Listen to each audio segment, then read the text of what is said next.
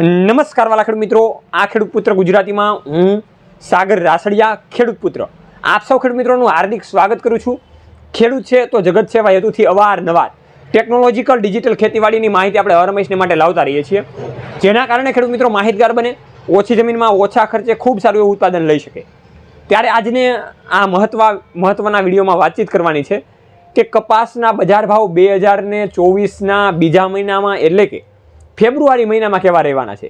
કેમ કે જાન્યુઆરી મહિનાની જે આપણે આગાહી કરી હતી 1400 રૂપિયા આસપાસ અથવા તો 1450 રૂપિયા આસપાસ રહેશે, એ આગાહી આપણી બિલકુલ સાચી છે।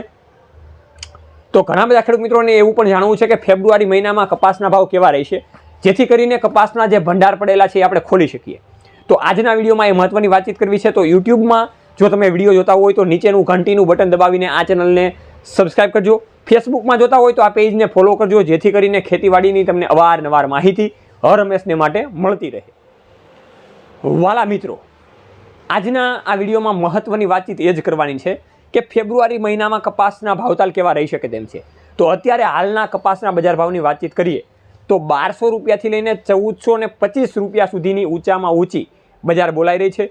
એ પછી ગોંડલ માર્કેટયાર્ડ હોય, અમરેલી માર્કેટયાર્ડ હોય, બોટાદ માર્કેટયાર્ડ હોય, જુનાગઢ માર્કેટયાર્ડ હોય કે પછી જામનગરની માર્કેટયાર્ડ હોય, આ તમામ માર્કેટયાર્ડમાં કપાસના ભાવતાલ અત્યારે આટલા બોલાઈ રહ્યા છે। એ રાજકોટની પણ માર્કેટયાર્ડ હોઈ શકે।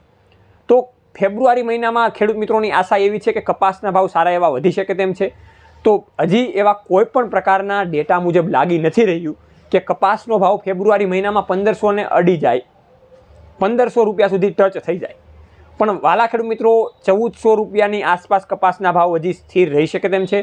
એનું મુખ્ય અને મહત્વનું કારણ એ છે કે બહાર જે નિકાસ થવી જોઈએ એ નિકાસ બરાબર થતી નથી, અથવા તો જે આઉટ ઓફ કન્ટ્રીમાં જે પ્રકારની લેવાલી કપાસની હોવી જોઈએ, રૂ માર્કેટમાં જેવી તેજી હોવી જોઈએ એવી તેજી દેખાઈ નથી રહી। ઓવરઓલ જોઈએ તો મંદીનો માહોલ છે, એટલા માટે કપાસના ભાવતાલ પણ 1400થી લઈને 1350 રૂપિયાની સપાટી આસપાસ રહી શકે તેમ છે। ફેબ્રુઆરી મહિનામાં કોઈ પણ પ્રકારનો મોટો જમ્પ જોવા મળે એવું લાગી નથી રહ્યું। હા, એક વાત છે કે ફેબ્રુઆરી મહિનાના એન્ડિંગમાં થોડોક એવો જમ્પ જોવા મળે અને 1450 આજુબાજુ ભાવતાલ થાય એવી શક્યતાઓ છે। અને આપણે તો એ જ માનીએ કે ખેડૂત મિત્રોને સારા એવા પોષણક્ષમ ભાવ મળે, જેથી કરીને આપણે જે ખેડૂતો છીએ એ ને જે નુકસાન થયું હોય એ નુકસાનીમાંથી બહાર નીકળીએ। પોષણક્ષમ ભાવ મળવાને કારણે જે દાળિયાના જે મજૂરીના ખર્ચ જે હોય એમાંથી આપણે પણ બહાર નીકળીએ। તો આ રીતની ખેડૂત મિત્રો વાતચીત કરવાની હતી મહત્વને લઈને। અને તમારી પાસે પણ કાંઈ અવનવું તજજ્ઞનું ખેતીવાડી વિશેનું માહિતીનું જ્ઞાન હોય તો અમારા સુધી કોન્ટેક્ટ કરવા માટે નીચે જે કોન્ટેક્ટ નંબર છે એમાં પણ તમે કોન્ટેક્ટ કરીને ડાયરેક્ટ સંપર્ક કરી શકો છો। અને ગુજરાતના કોઈ પણ ખૂણે કોઈ પણ ખેડૂત મિત્રોને નોલેજ આપવું હોય તો એ આપી શકે છે।